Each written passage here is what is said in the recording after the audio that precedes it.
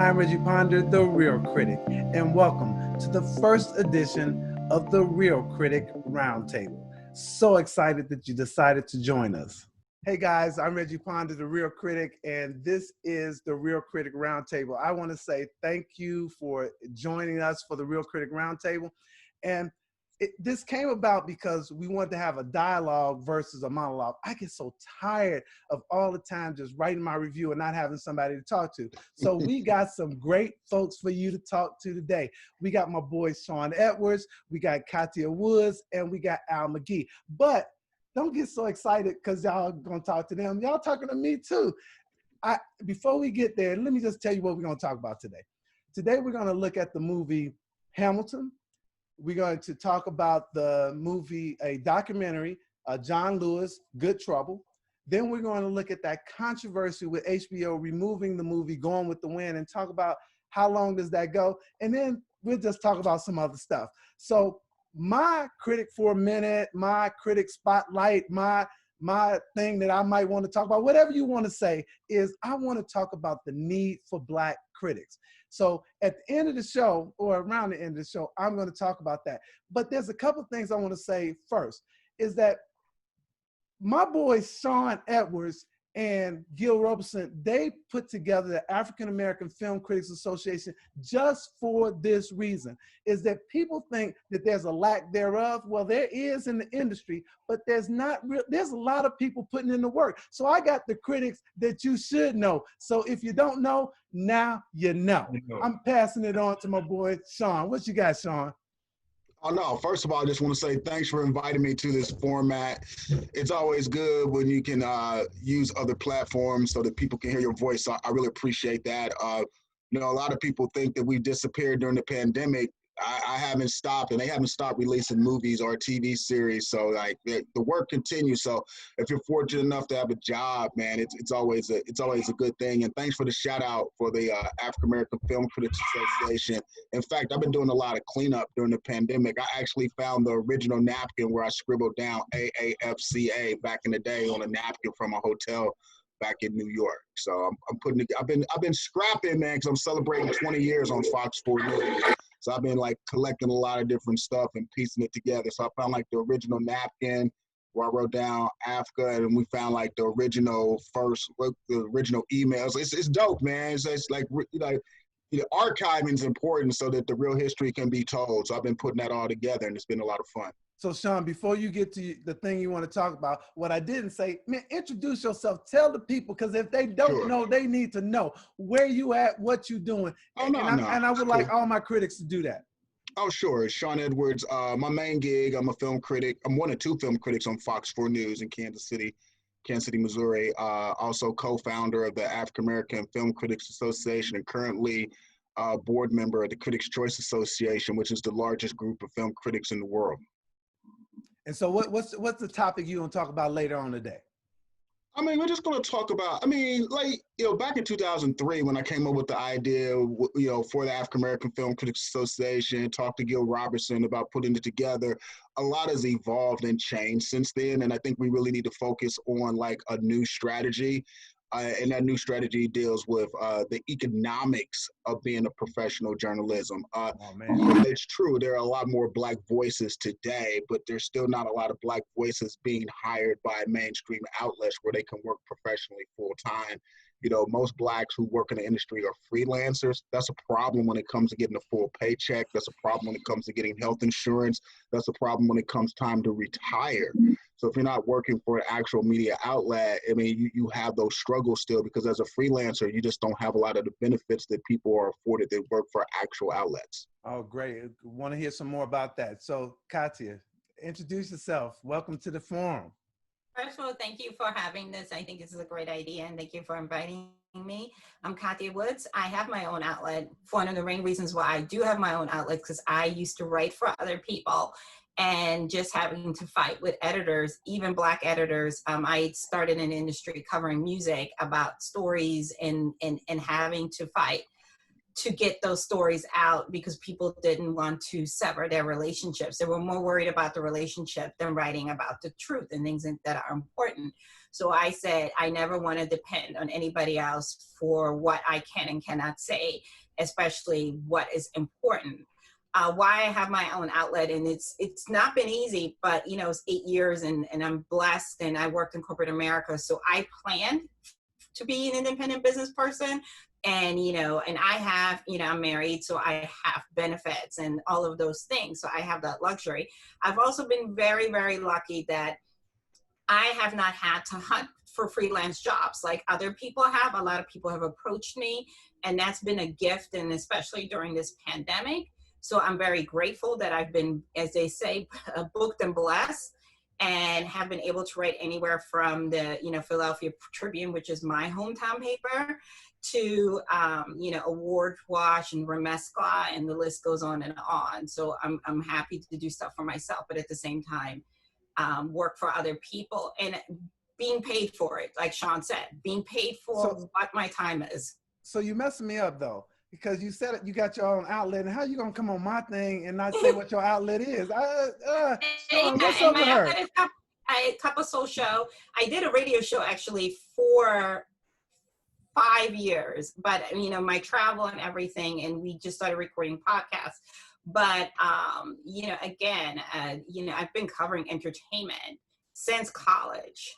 So it's something that it is nice to see more Black people, but I agree with Sean. Majority of the Black writers that write for main outlets are freelancers, or as I like to call them, long-term temps, because you have writers who've written for these magazines for years, but they don't have an email, they don't have a desk, and they don't have benefits. And it's still embarrassing to say that the major outlets, some of them still don't have a full-time Black journalist, or they just recently have one Black journalist, which is still embarrassing. Well, excellent.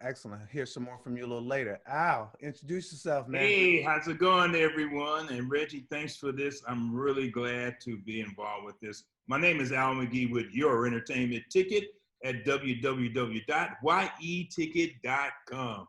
Now, I've been a film critic in the 90s, then I quit because I got a job working in the Caribbean for a medical school at the time as a communications director.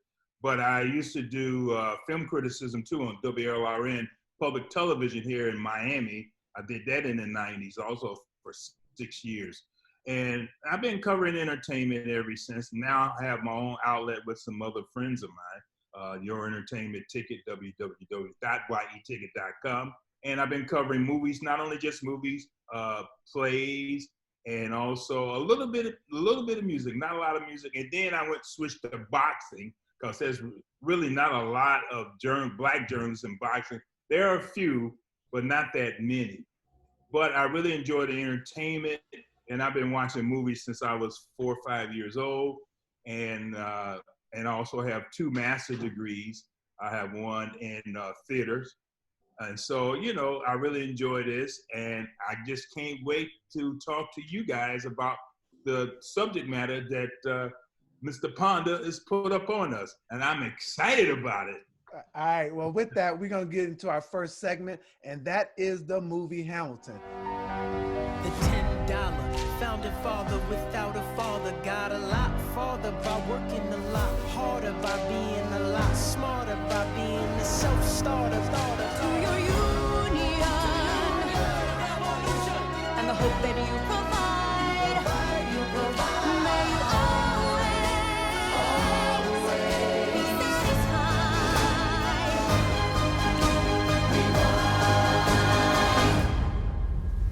This is Hamilton.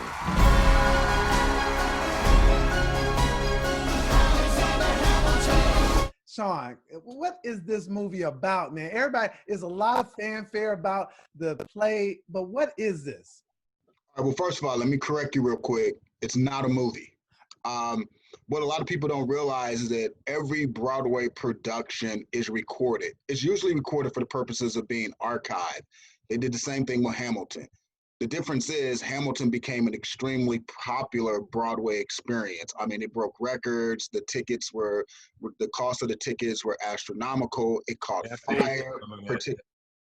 particularly in the mainstream. It's one of those rare occasions where it sort of became like the thing you had to do in a certain sect of the population. Therefore, it kind of like hit the stratosphere, and it just it created a life of its own. It became a true phenomena. So during the pandemic, the deal was already signed for them to like show the recording of the act, it's just a recording of the actual musical.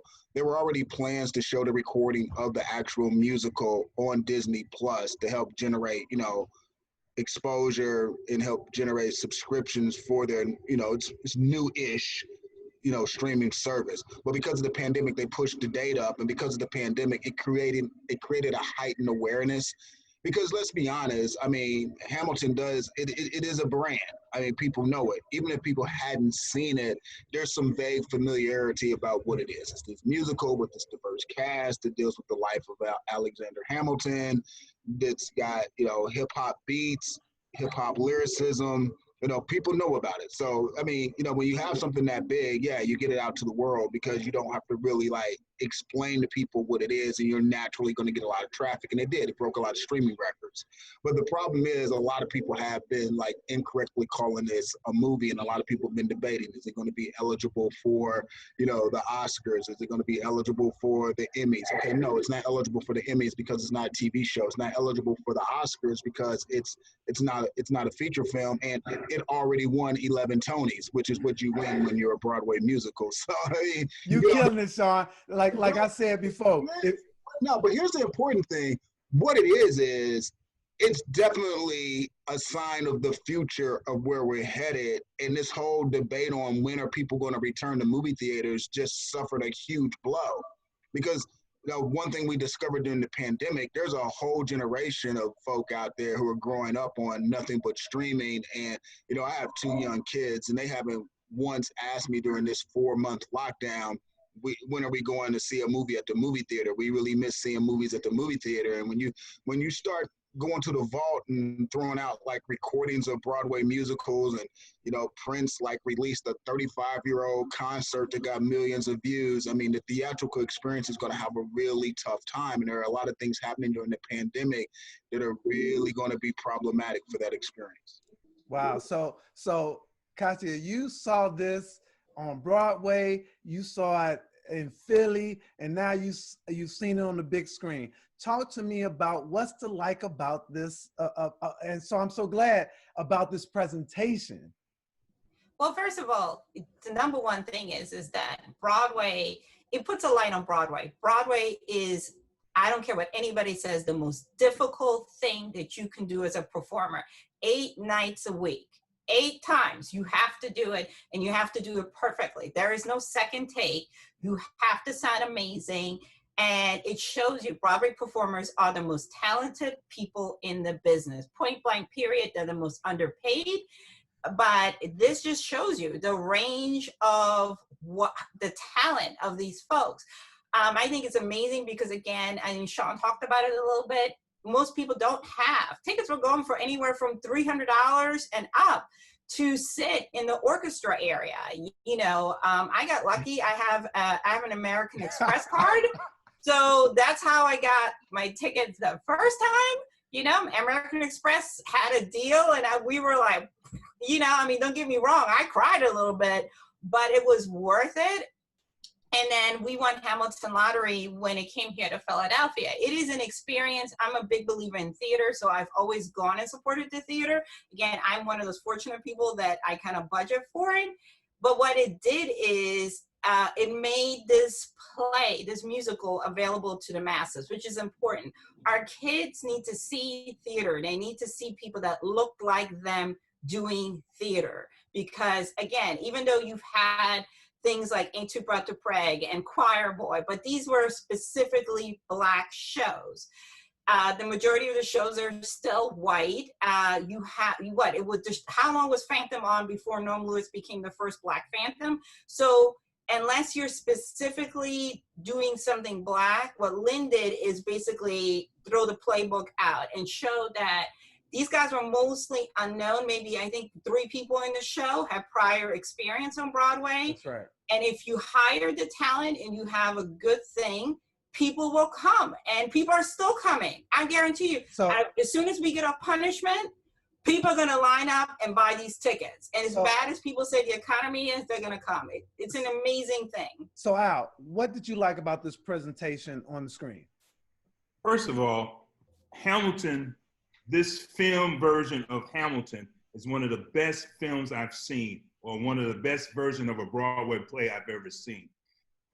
First of all, you can hear the lyrics. You can see the facial expression. You can also view the choreography of the actors as they move around. And also you can really see that stage, how it's made, and also how it operates to make the play real, to make the play believable. Now, I used to be a former college professor, and one of my classes I used to teach, it was art, about art and things like that. But I would always try to get my classes to see a Broadway play because they never saw a play. Everyone had cable, but they never saw a play.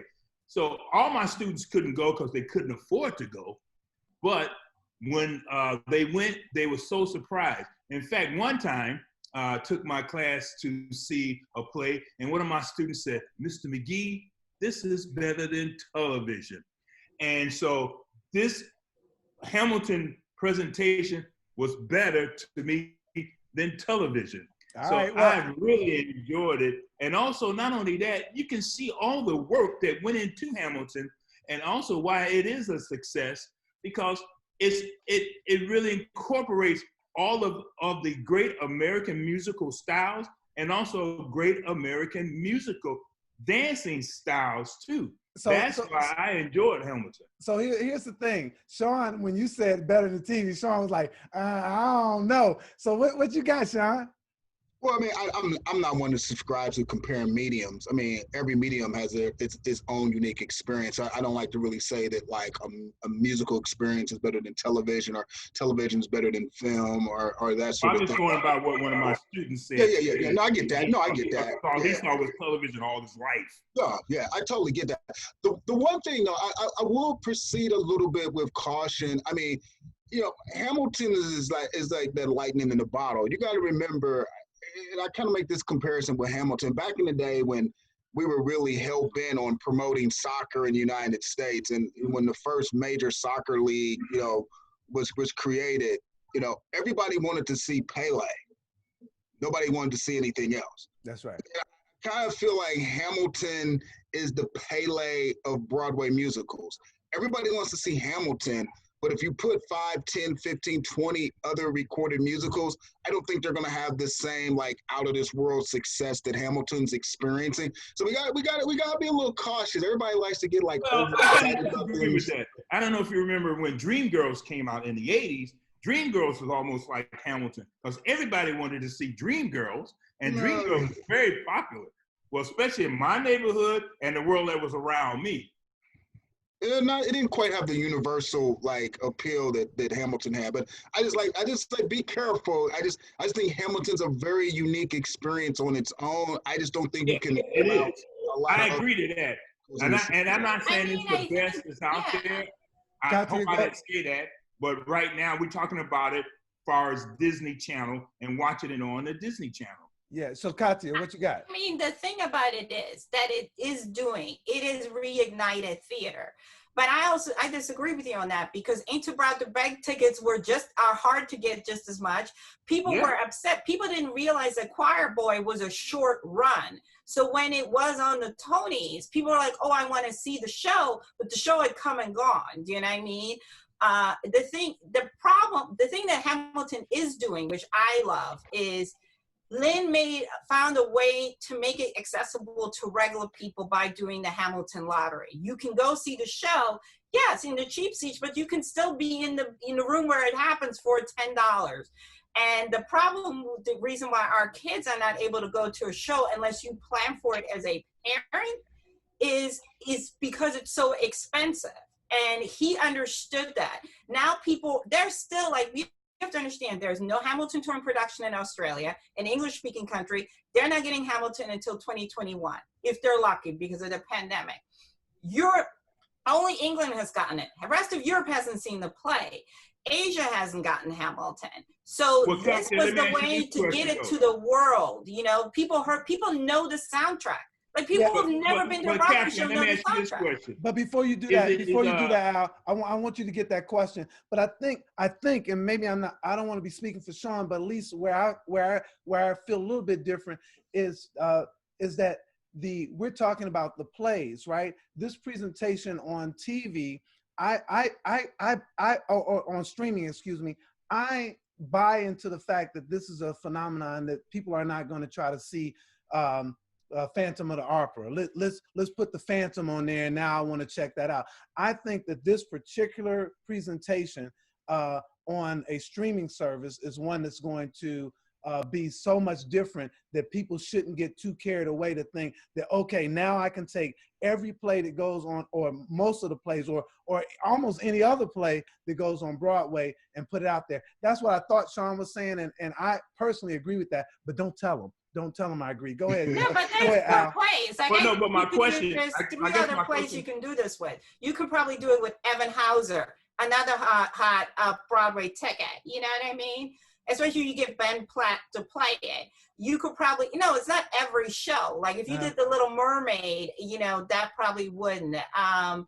Well, I think Lion King has been exhausted, but I definitely think like if you did like, Evan Hauser, if you did, like I said, Ain't Too Proud to Beg, these are the hits on Broadway. These are the shows that people want to see, but can't get in to see because A, they're sold out, and B, they're too expensive. We'll have to And leave it at remember, that. we used to have Broadway shows come to us on TV. They used to show The King and I. I mean, I'm not that old, but I remember they used to make it accessible. So this is not a new thing. You know what I mean?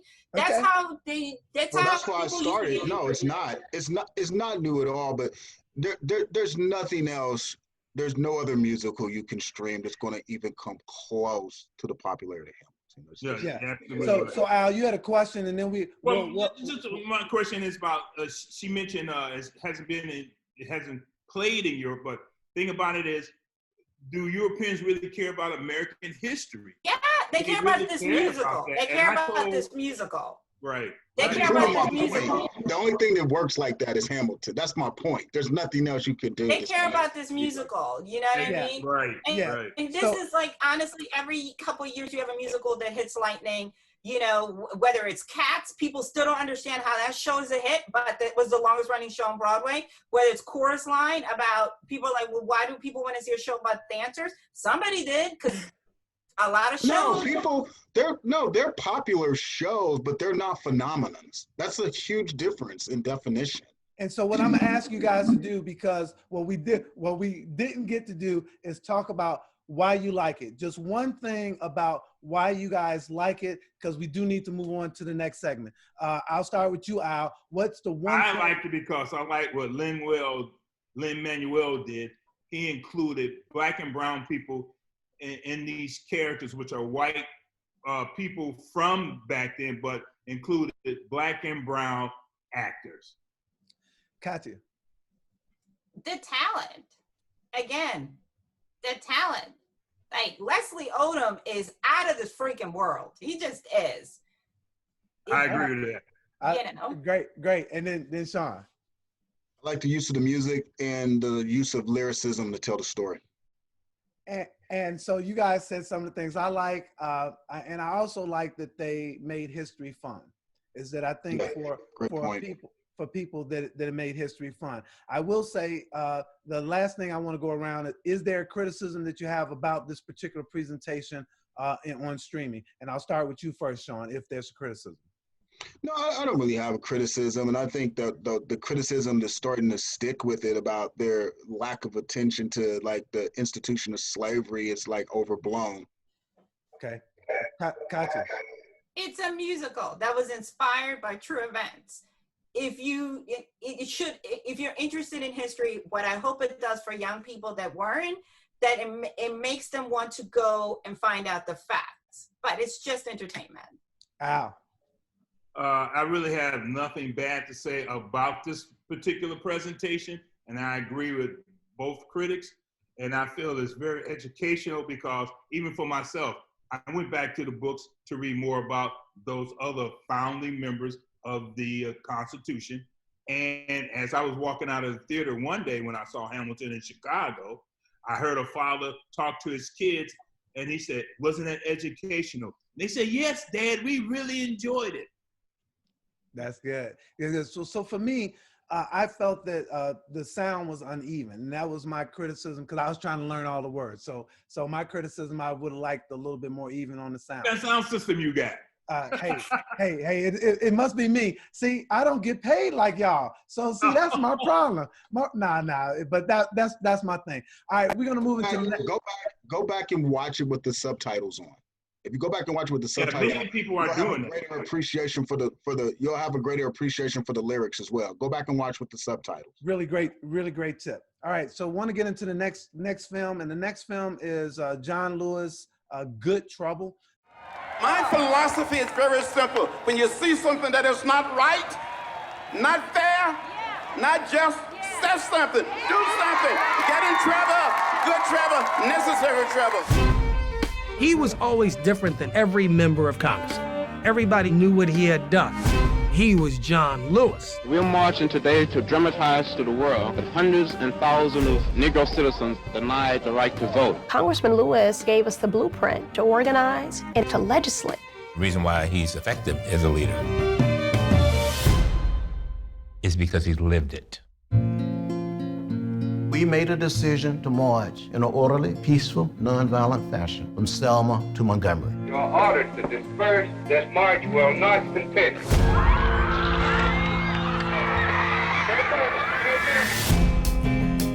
I was hit in the head. My knees went from under me. I thought I was going to down the bridge.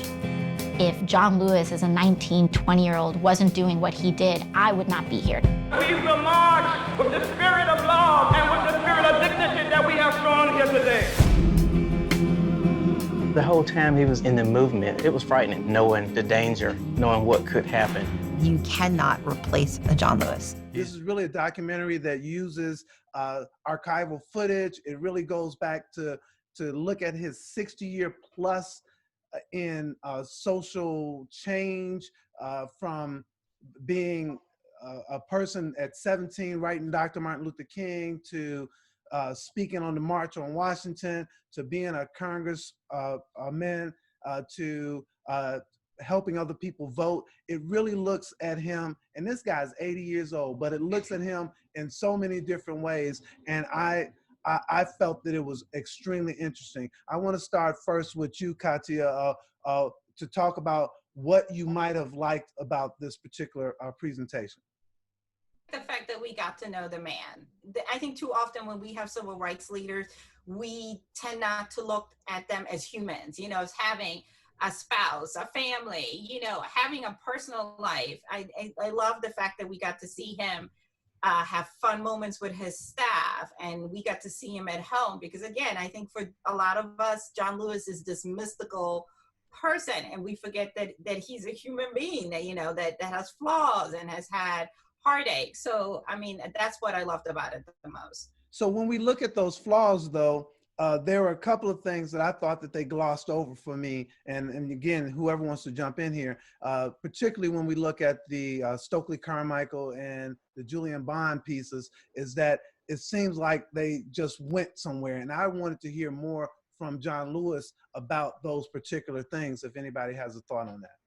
Well, yeah, I will admit that when we African American Film Critics Association, we interviewed the director, Don Porter, we talked about that a little bit, and she said, well, we just couldn't put everything in the film, and we couldn't put everything we knew about him or that he exposed to them in the film, because they said they shot this film for a whole year. Yeah, so, but see, here's my problem. So they didn't they didn't put everything in there. And yeah, what you got, Sean? He didn't say anything about it. You shaking your head, Sean. What you got? I mean, John Lewis is a tremendous individual, and he's a linchpin in history and crucial to the civil rights movement. He deserved a much better documentary. Come on, bring it. It was flat. It left out bits and pieces. If you knew nothing about John Lewis, you wouldn't get excited about him. It was a weak documentary to me. It just didn't work on a lot of levels. Critics? Well, I can see where you're coming from, Sean, but I gave it a very good review because it did put it out there and they did do it. Now, maybe someone else can come by and do another one and add much more that we're talking about right now. But for what it is right now, it is very good because think about it, no one else did it for John Lewis. He's been around for over 60 years, and he's a very important figure for the civil rights movement and also for my freedoms and your freedoms. That's what makes this documentary so disappointing. If you have to say the words, somebody else should come out and do it again and maybe do it better, that makes this documentary even worse. But I'm only going by what you said. But for me, I don't need another one. I learned a lot, and I went to the books to learn more. It didn't work. I mean, if you watch other well-made documentaries, it's flat. It doesn't work. And perhaps maybe they should have negotiated and turned this into a series. You know, if they couldn't get all the information they had access to into the film, then do it as a 1, 2, 3, 4-parter or whatever it takes to tell the entire story. But as it stands, the way they presented it, it doesn't work. So it's interesting is that I'm not where Sean is. It works for me, but I really understand where he's coming from. I really understand that, Sean. Is that was this the John Lewis Bible documentary, the one that you would say that is the go-to? And with that being said, that's true. Katya, thoughts? I mean, I think, they wanted to just shed a more positive light on them. And that's fine. Own that in your presentation.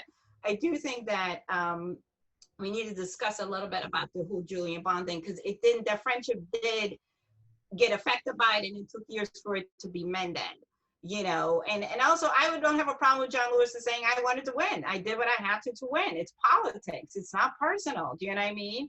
But I think as a whole, I think it's easy to play quarterback because we're always like, it deserves better, knowing that we don't get the money that we deserve to make our movies and tell our stories, and we don't get the support. So, I don't mind this film. Would I have liked them to go into some of the dark areas? Because I think as human beings, we are flawed and we need to show our weaknesses and our bad moments. And I think in John's case, you can see, okay, did you grow from this? What did you learn from this? Would you have approached it in the same way? Did you feel you needed to be that way in order for you to win? It would have been interesting to have that conversation, you know what I mean? And again, They might have approached it and he might have been like, I'm not talking about that. That's in the past and Julian's not here anymore. But give us something that shows that you try to show the other side. But did I hate it? No, absolutely not. So I'm gonna leave the last word to you, Sean, because I got those faces, and those faces say you want to say something. No, it's not that. I didn't hate it. It's just not very good. It's just not very good. Some things are just most movies, most films, most documentaries are just mediocre. It's mediocre, and I don't think this movie suffered because a lack of a budget. It suffered because the structure was terribly weak. The writing was just, the editing was uninspiring. That's what makes this a not good documentary. Not because they didn't have a budget or they were struggling with other issues. It's just not good. Everything's not great. You got to say in your opinion. We're film critics, so that's without. I don't have to say that. That's what this show is about. We're critics, so everything out of my mouth is, of course, understood to be that, and it's not good. Katya, I'll let you have the last word. I don't think it's a horrible documentary. I'm a huge documentarian fan, so I don't think majority of the documentaries are bad. You know what I mean? I think there are documentaries that are amazing that don't get the support that they deserve. You know what I mean? The best one I can think of is the one about Mr. Rogers. Amazing documentary that got overlooked. But I do think that, and there's another documentary, I'll talk about that for my pick when we do picks, that's out right now that is done really well and is ties in very much into culture. But again, I mean, I think people should watch it. Absolutely. I think they should watch the film. I stand by it. I don't think it's terrible. All right. So with that, we're moving into our segment on, this is just our segment about, and the conversation, this one will be about HBO pulling Gone with the Wind. And Katia, can you preview what that is about? And then please jump in, team. After. I mean, here's the thing is, right? People thought they were censoring it. They weren't. What they wanted to do is, especially in the climate that we're in, give context, right? First of all, this movie was made in the 30s, so we know where we were at as Black people, especially in Hollywood. So if somebody from this generation that is not familiar with that sees it, they're gonna be like, what the heck am I looking at, and why was this allowed? And why are you promoting this, right? But I think that's important to say, hey, the movie you're about to see has some stereotypical images. This is why this was presented in the way that it was presented, and so forth and so forth. I think that's very important, but I don't think you should change the film at all. And it's back on HBO. You can still enjoy it, you know, for those of you that think that's your bag, hit play and have a good time. But come on, Al. Well, really? Well, I feel that somehow, I don't know why HBO, they try to explain why they wanted to take it off their list. They try to explain there was some racial undertones and anything. Of course it is, because it's about slavery. It's about the Civil War back then. And also the depiction that the directors and writers wrote about African Americans at that time, that was their beliefs, and that's what they believed would happen. But I feel that HBO should have never taken it off. It's a great piece of film, in my opinion, and I feel that it really shows what went on at that time. And one of the greatest scenes in that film is when they come back from the second part, and Scarlett, she's walking through all those dead soldiers, and those sick soldiers. That's one of the best scenes of the film. And that's why I enjoyed this film. I've seen this film about 8 times throughout my lifetime, because I feel it's a great piece of work. Sean. Come on, Sean, bring it, man. What you got? All right, I will say this. First about the decision. I don't agree that they should have pulled the film off of their streaming service. Just own it. It was made. There's nothing you can do about it. It's been around since 1939. I personally detest every second, every frame of that movie. Like, yeah, sure, I studied that movie when I was in school. I studied film in school. Later in my career, I even interviewed Olivia de Havilland because they were celebrating some anniversary of the movie. And it was my job, you know, work for a mainstream arts and entertainment paper. Sure, I interviewed her about it, you know, just as a professional. Man, this movie presents so many different challenges on so many fronts. Like I said, personally, I hate every single second, every single frame of that movie.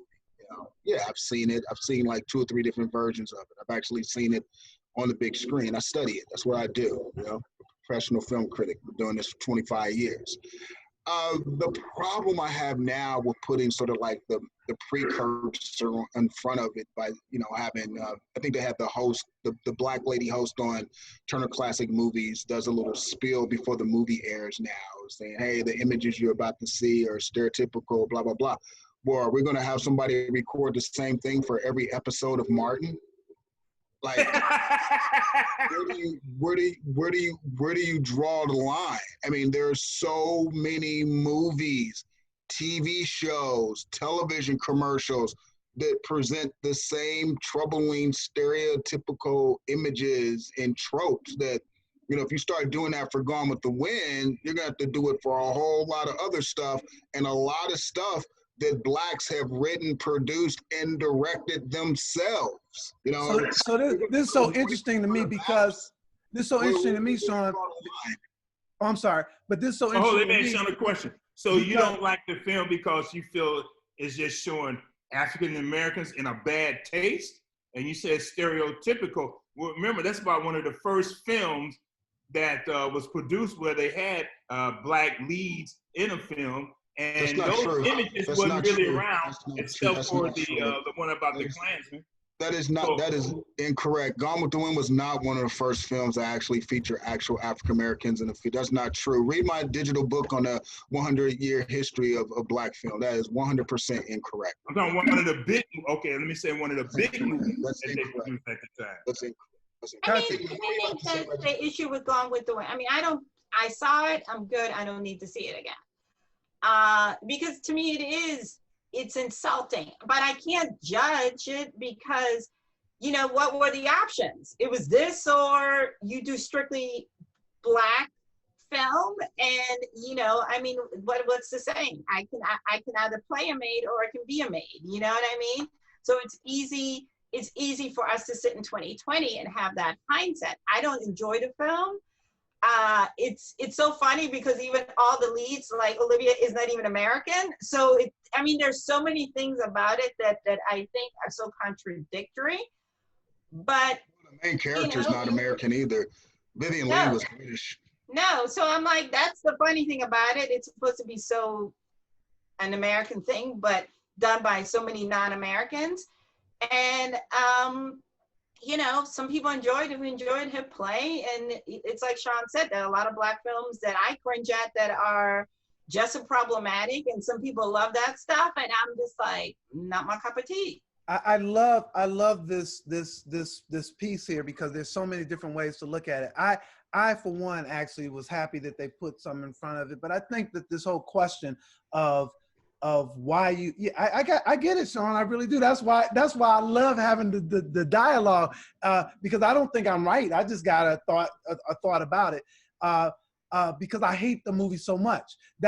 But your question, Sean, is where do you go? How far do you go? Comes into play, and I don't have an answer for that. It's just because I don't like that movie. I'm sorry, Al. I'm not with you on this one. But that's okay. Again, that's my opinion. That's your opinion. Yeah. I just don't like it. Yeah, I think the thing. I enjoyed the film very much. The thing politically is the movie exists. I think you don't put anything in front of it, and you definitely don't pull it off the streaming service.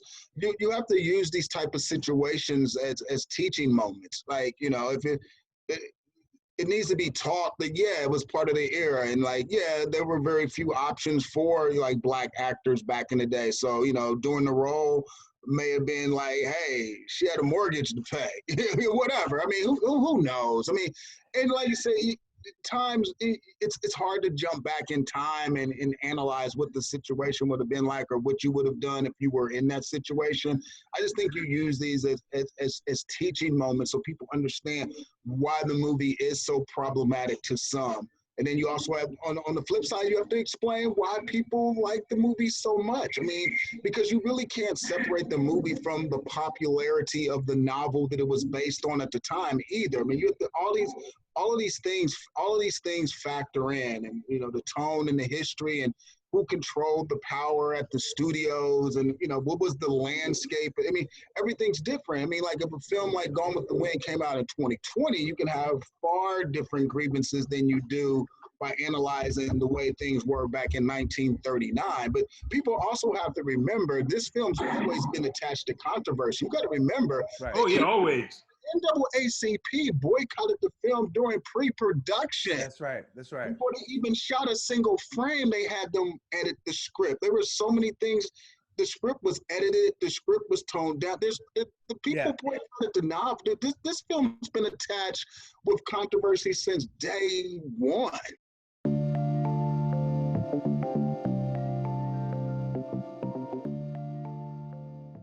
Let me touch on one thing, that the last topic you were going to talk about the importance of black film critics. That's well understood, and we know that we need more black film critics because we need more voices, especially like black women from across the globe. But that's not really the issue. The issue is now forcing studios, TV networks, and streamers to support black film critics who have their own outlet financially. So we're talking, the next move needs to be more advertising buys, you know, more promotional tie-ins, more financial support so that these outlets that are predominantly Black are on the same level economically as IMDb. All these other huge outlets that cover film. We need to be receiving the same monetary treatments that they do. And access. The access needs to be better. Like, why is it that, like, it's one thing we're fighting for access on mainstream films, but we're even fighting for access to films made by us and about us. You know what I mean? Don't hit me up because all these other main outlets said, no, thank you, we don't want to cover this film. And then it's like, oh, can you interview these folks? And the movie's coming out tomorrow. But I think that with the money, here's what I think a lot of people don't understand. With the money, platforms can do a lot of things that can help better position them to create better access to content. Because with the money, you can actually promote your platform. You can drive people to your platform. So the money is the most important issue, because with the money, everything else falls in place. And that's my last word. Because it's show business. Thanks, Sean. We know you got to go. All right. Thank you, Sean. We'll continue the conversation. See you later, man. Gone with the Wind, always creating that heat. Always. But did you hear what Spike Lee said? He shows that to his film classes all the time. Yeah, I studied it in school. You have to, like I said, you have to study everything and then have a conversation about it. So yeah, that's what we're doing here. Thanks so much, man. Thank you. See you next week. See you next week. So Katia, so you had some points to make about what Sean just said, so I would like you and Al to talk a little bit more, because you got some more stuff to talk about as it relates to Going with the Wind. And so go ahead, Katia, you first, and then Al, jump in. I'm gonna let y'all have it. I mean, I think, I'm not a fan of censorship, I mean, free speech is not speech you like. That's just the point of it. It also doesn't come without consequences, right? If you choose to make something that is egregious and shows people in an offensive way, you have to be comfortable with the criticism, right? So this piece of work is challenging. And for me, I mean, I get why people like it, but I am very uncomfortable in seeing Black women depicted in that way. Do you know what I mean? Yes. But again, I will never judge anybody who worked on that film, because I know that options weren't. It's like I said, you can either be a maid or you can play one. And I'm positive that the pay for playing one is 10 times more, you know what I mean? And I'm sure Hattie McDaniels made way more money playing these parts. The sad part is we never knew what else she could do, because she was never given that opportunity, you know? And so therefore, I think that's the sad part of it. Also, I do think that at some point the Academy does need to issue an apology for the fact that she wasn't able to be in the room when she received her award. You know what I mean? And they kind of like wanted to censor what she would say in her acceptance speech. So since we're feeling bad, right now, and we want to be hypersensitive, I think it's important that we do that. You know what I mean? That the Academy issues that apology and kind of says, you know what? Yes, it was in the 30s, but we did this lady a great disservice. Al, you have the last word on. I feel that she Hattie McDaniel became a millionaire by being an actress, and she really put her, as we said, she really put her foot into the acting. Remember, she won the Academy Award. But getting back to the platform, deleting it, HBO deleting it from their list at the beginning, again, they put it back on. I still feel that they shouldn't have done that. And they should have just left the film as it is. And I agree with Sean. Why do we always have to put these messages before the film and things like that, and where does it stop? And I just feel that Gone with the Wind is a great piece of film, and because it was done at that time, and and also I just feel that we should, as Black critics, how much of our emotions are going to be involved when we review a film? A lot of times I try to hold myself back from putting my emotions into my film review, and sometimes I don't, especially with something personal that I know about or involved. But when are we gonna, how far should we go with emotions instead of just film criticism? Really interesting question. So my take on this is that I think that there are a couple of different groups of people. There's a group of people who just like to consume without any consequence. They just consume stuff and they don't even understand what they're consuming. There's another group of people which we call the cancel culture people. And those people have always been around. We get mad at them because they're on the internet, but that's just the consumers at work saying, I don't like this, I don't want this, I won't pay for it. And that happens. It's just that the internet seems to have made that bigger for some people, but that's okay because they can't make it happen. They don't have the power to make it happen other than to say, I don't like it and I don't buy it. That's the power of the dollar.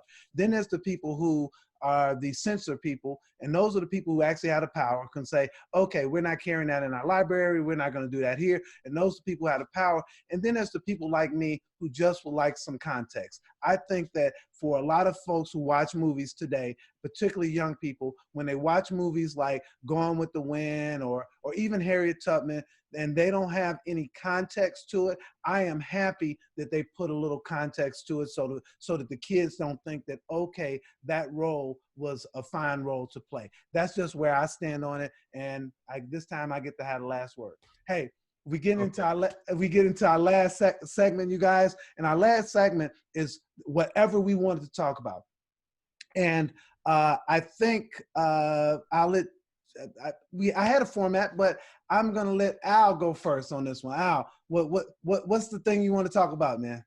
Well, I just want to go back to the Hamilton, talk about Hamilton again, because I've been reading things over the years about Hamilton, about how it seems to glorify slave owners and people like that in Hamilton.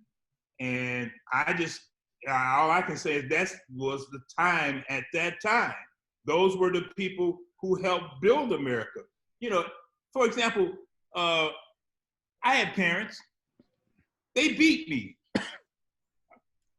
over any little thing because they wanted me to be a better person.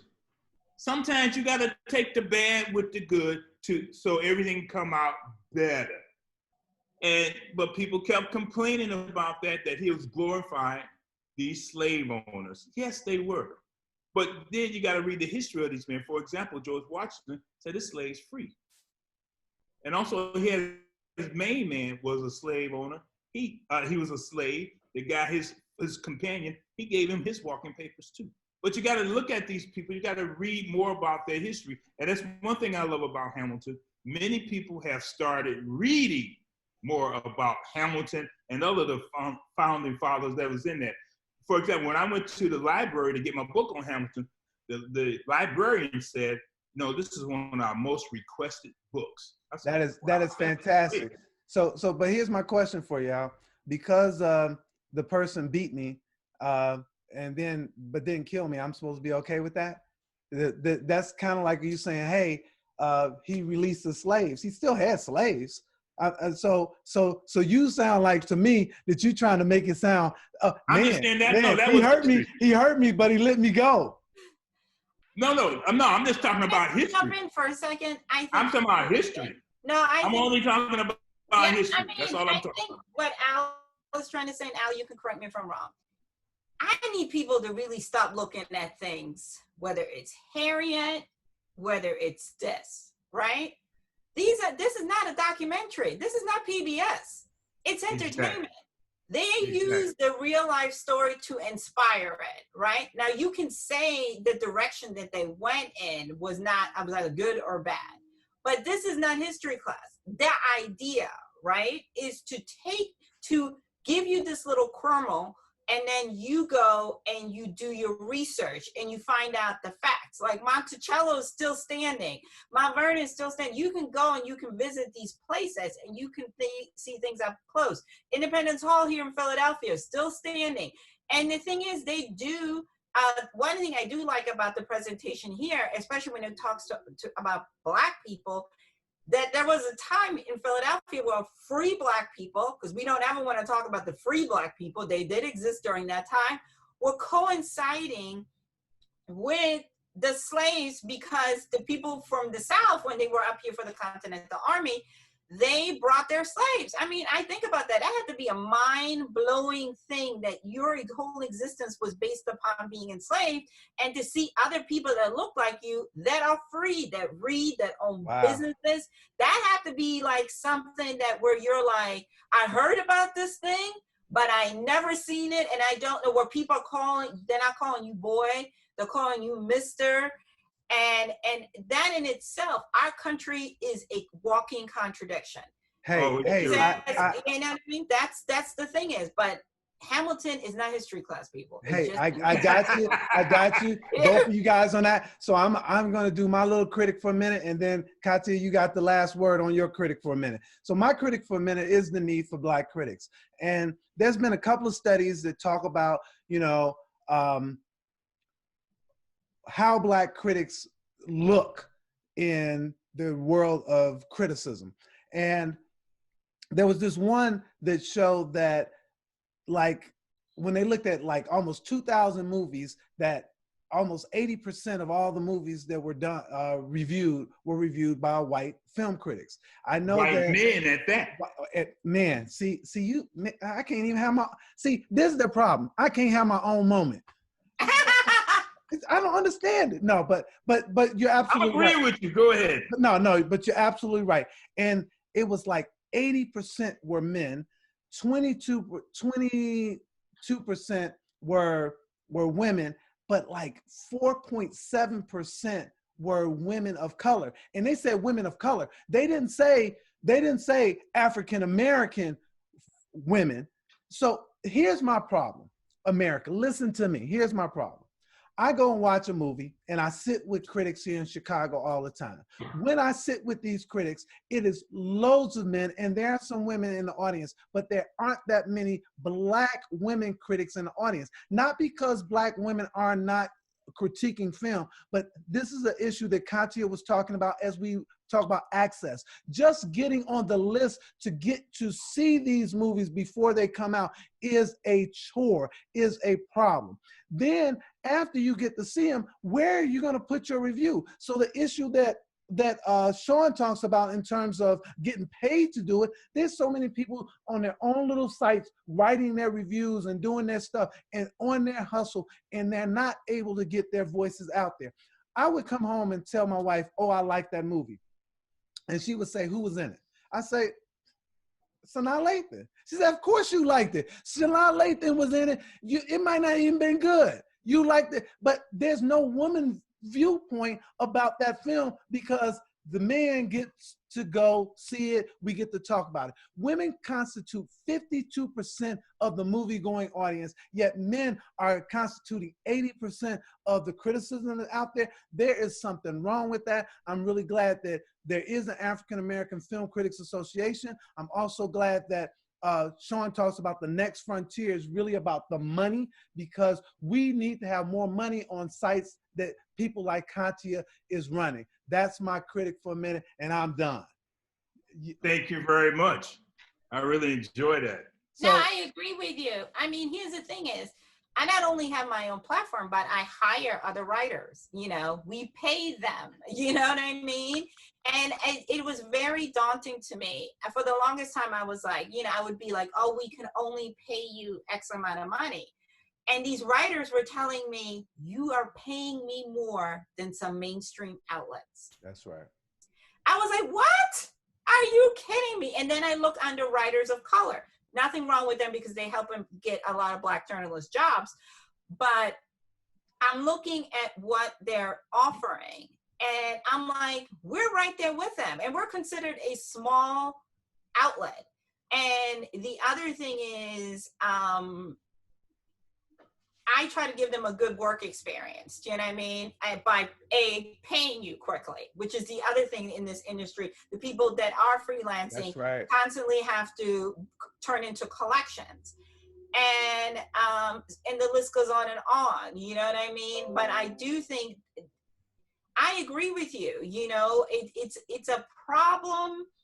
Don't just invite us to Black stuff. I love Downton Abbey. I love period pieces. You know, if we don't do that to white critics, well, you can't come to this because you're white.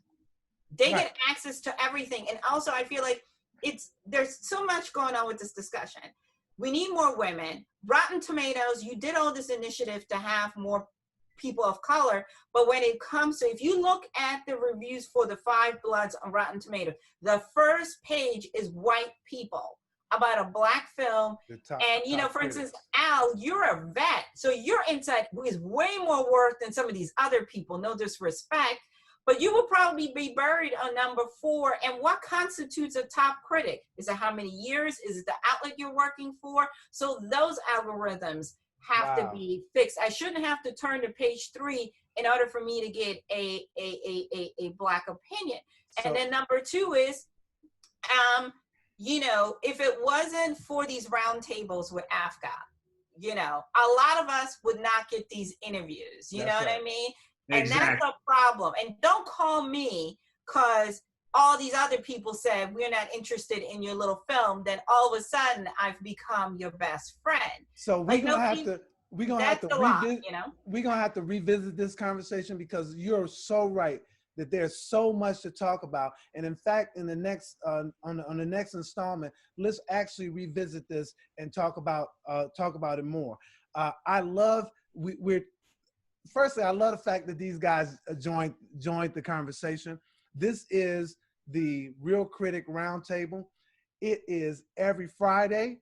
We will talk about stuff. And as you know, people got opinions, man. I want to thank you guys for joining. I'd like to ask my guests to again tell how people can get at them and connect with them. And I'll start with you first, Al. Hey, I'm Al McGee with Your Entertainment Ticket at www.yeticket.com. And you can email me at almcgee@yeticket.com, or I'm on Twitter and also the other platforms, Facebook, things like that.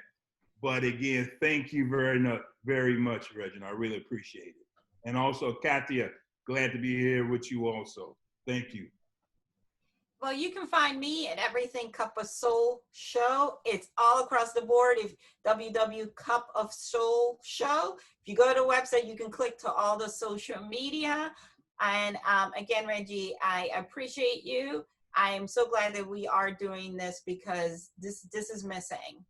Well, excellent. So that's the show, you guys, and see you next time.